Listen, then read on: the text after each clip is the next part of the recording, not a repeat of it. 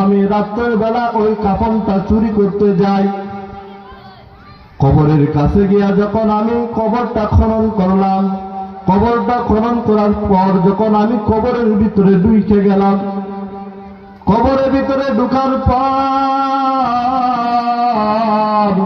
লাশ থেকে যখন কাফনটা খুলে নিলাম, খুলে নেওয়ার পর লাশের দিকে তাকিয়ে দেখি এমন সুন্দরী এক নারী, এমন সুন্দরী এক মহিলা, যুবতী মহিলা দুনিয়াতে আমি আর কোনোদিন দেখি নাই।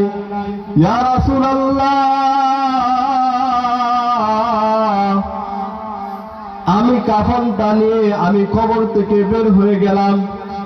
আমি যখন কবর থেকে বের হয়ে চলে যাইতে লাগলাম, কে জানি আমার কানের মধ্যে আয়সা বলতে লাগলো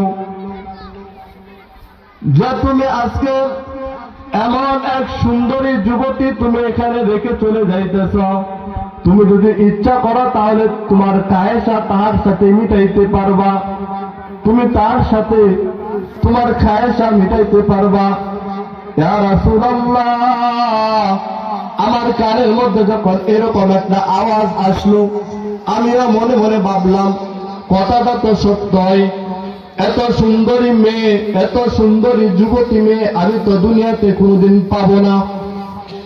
ইয়া রাসূলুল্লাহ, আমি আবার খবরের মধ্যে চলে গেলাম।